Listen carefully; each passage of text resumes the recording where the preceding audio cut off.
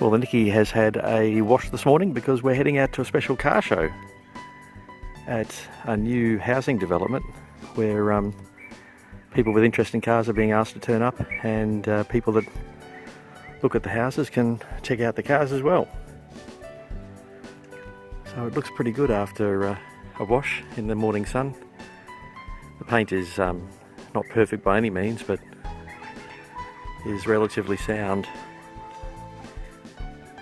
And I think all the bumpers and rear vision mirrors and such have been plasti dipped because they all look coated and also pristine, but definitely not the grey that you're used to in a car of this age.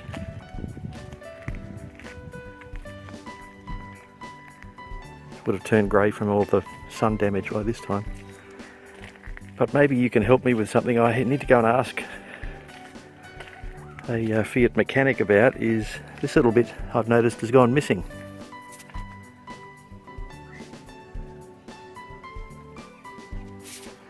Now I can see daylight through it, so obviously it's just connected to part of the air system, I'd say. I can see a pipe that may have been removed. I'll have a closer look anyway, but I can see daylight through it, so I'd say hopefully it's just a bit of trim there for something to be added on if you want to. Anyway, we shall investigate. But yeah, the engine's a bit dirty, sorry about that. Do need to get a couple of seals done on it. And also the centrifugal oil filter needs to be cleaned. Not that it's done a lot of kilometres, but just to keep it in good stead. So we will be off shortly in the morning sun on what is going to be a reasonably warm day down at Burpengary East at North Harbour. I've just checked the oil, given the car a wash, wiped down the engine a little bit from all the spilt oil, and now we're ready to go. So we'll see how we go. It's not far today. It's just across the other side of the suburb, really. Well, not really the suburb, but the local area. Let's get some ventilation happening. Right. It's already been started, so it should start straight away.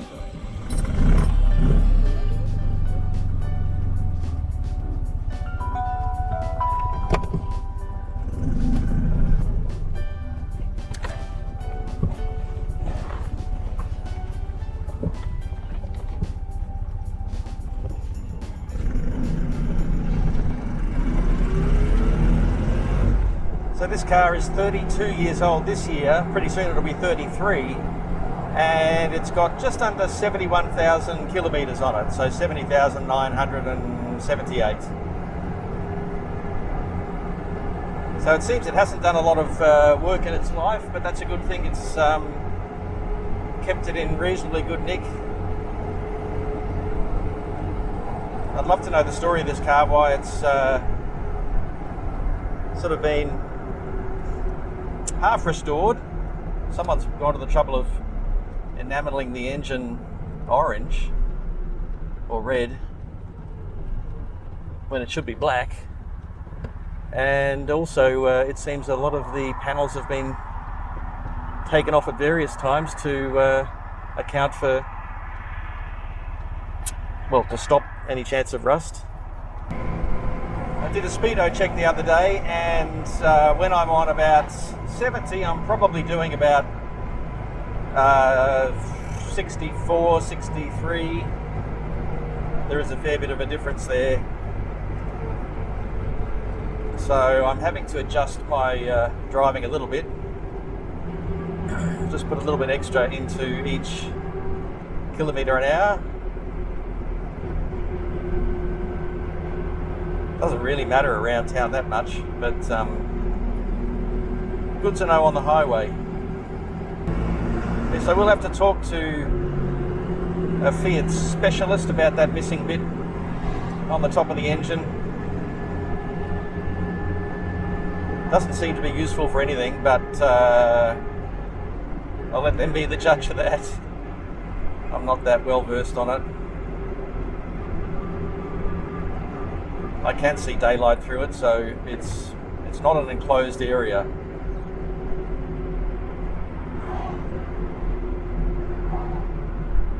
And if it's just fallen off from the vibration of the engine, well then that's obviously an issue, because I lost the bolts that hold the front of the exhaust in, or the rear side of the exhaust.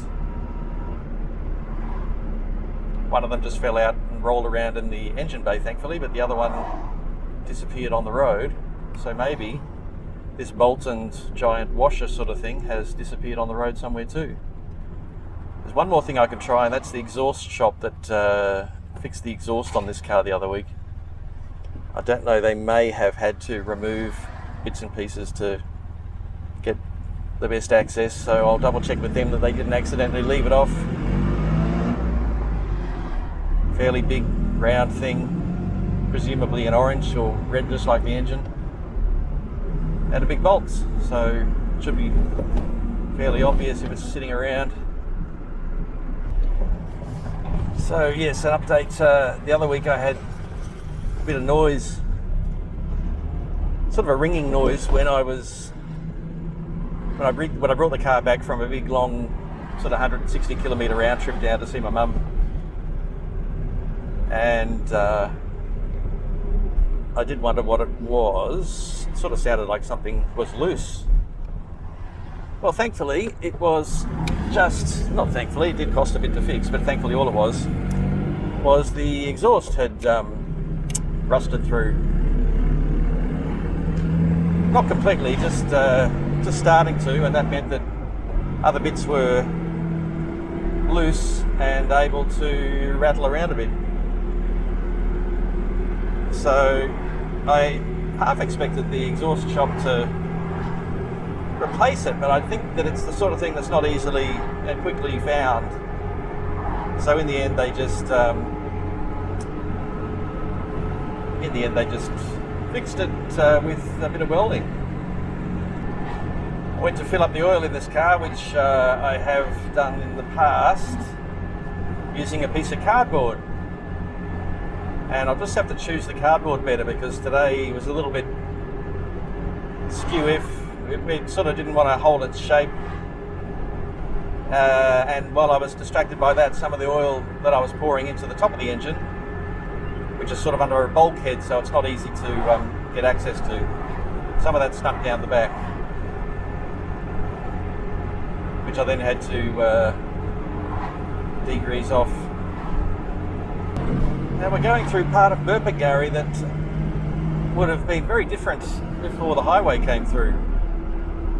I'm on a road, or about to be on a road, called Old Coach Road, which, as you can imagine, probably had stagecoaches on it or something like that. Hop and Co, who knows? Thought I dropped some stuff. And when the highways come along, it's become Old Coach Road East and Old Coach Road West, I think. And then where Coach Road used to cross the road, they have put a service station on either side of the road. And when you take Old Coach Road, you go through a tight turn that we're just about to come up to. There's a big fence. Behind that fence is the service centre. So they obviously don't want people getting in from this side or leaving. So if you lived here, that's nothing here at the moment, but if you lived around here, you'd have to drive out to the highway to go around the block just to get to it. I think on the other side there's pedestrian access from the back of it due to houses being there, but this side, it is a very, very, very, very high wall and a dead-end street where Coach Road used to continue. So here we go, we're coming up to it now, officially entering Burpengary East. So behind that big wall, as you can see, is the service centre.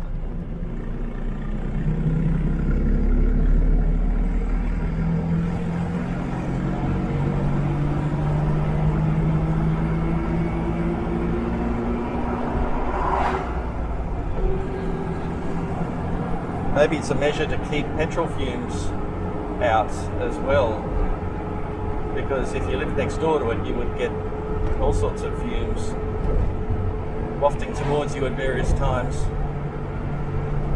including from the kitchen probably.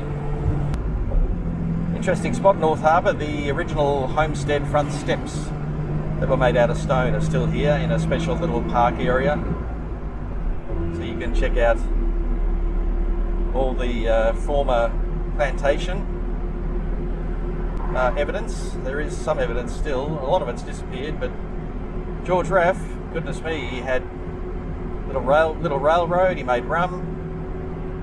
He also may have been a user of slave labour, which is another issue entirely. But still,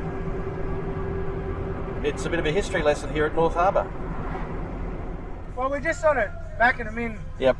You know, in a row, so yeah. I guess you just tag on the end. All right.